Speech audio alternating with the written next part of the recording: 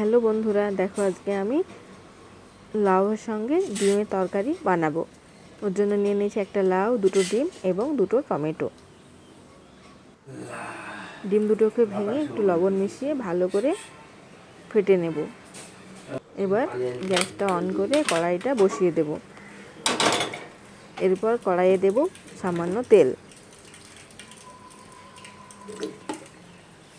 এরপর ডিমটা তেলের মধ্যে দিয়ে ভেজে নেব।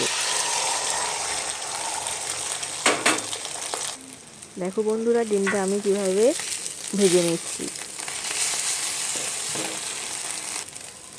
এবার ডিমটাকে একটা চারকোনা সাইজে কেটে নেব।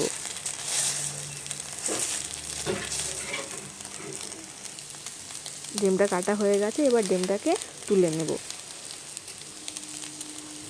এরপর ওই একই কড়াইয়ে পরিমাণ মতো তেল দিয়ে দিলাম। তারপর আমি কেটে নিয়েছি এদিকে কাঁচা লঙ্কা, পেঁয়াজ, টমেটো এবং ধনেপাতা।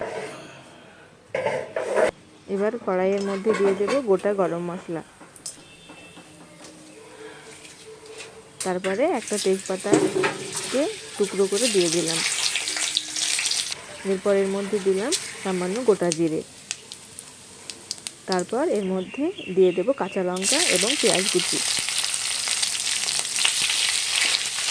তারপরে মশলাটাকে কষিয়ে নিয়ে এরপর মধ্যে দিয়ে দিলাম আদা রসুনের পেস্ট।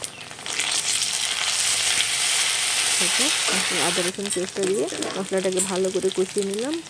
এর মধ্যে দিয়ে দিলাম পরিমাণ মতো লবণ, হলুদ, জিরে গুঁড়ো, ধনে গুঁড়ো।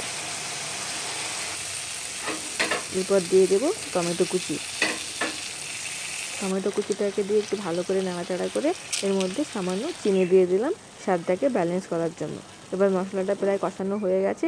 এদিকে আমি লাউটাকে ভালো করে কেটে ধুয়ে রেখেছি। এবার দিয়ে দেবো এর মধ্যে লাউটা দেওয়ার পরে এটাকে ভালো করে মশলার সঙ্গে একটু নেড়ে নিলাম।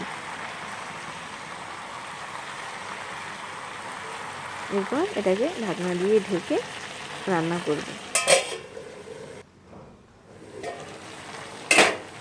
বন্ধুরা দেখো, এখানে আমি কিন্তু কোনো রকম এক্সট্রা কোনো জল দিইনি। লাউ থেকে যে জলটা বেরিয়েছে ওটাতেই লাউটা রান্না হয়ে যাচ্ছে। এভাবে ঢাকনা চাপা দিয়ে 5 মিনিট অন্তর অন্তর নেড়ে দিয়ে প্রায় 15 থেকে 20 মিনিট লাউটাকে রান্না করব।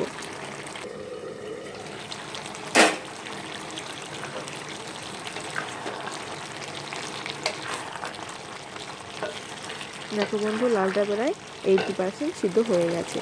এরপর এর মধ্যে ওই ভাজা ডিমটা দিয়ে দেব। ডিমটা দেওয়া হলো, এবার এটাকে হালকা হাতে নেড়ে দেবো। নেড়ে আবার কিছুক্ষণ ফ্লেমটা লো করে ঢাকনাটা দিয়ে কিছুক্ষণ রান্না হবে। এরপর ঢাকনাটা তুলে এর মধ্যে দিয়ে দেব গরম মশলা গুঁড়ো। এটা দিয়ে হালকা হাতে একটু নেড়ে নেব। তারপর এটার মধ্যে দিয়ে দেব শেষে একদম ধনে পাতা কুচি। ধনে পাতার কুচিটা দেওয়ার পরে এটাকে ঢাকনা দিয়ে ঢেকে দেব 2 মিনিট মতো, একদম লো ফ্লেমেই। তারপরে গ্যাসটাকে অফ করে কিছুক্ষণ ঢেকে রাখবো। এরপর তৈরি হয়ে যাবে আমাদের ডিম দিয়ে লাউয়ের তরকারি। যদি তোমাদের ভালো লাগে বন্ধুরা, প্লিজ একটা লাইক, কমেন্ট এবং আমার চ্যানেলটিকে সাবস্ক্রাইব করে দেবেন। এবং অবশ্যই আপনারা রান্নাটা করে খেয়ে বলবেন কেমন লেগেছে আপনাদের। ধন্যবাদ।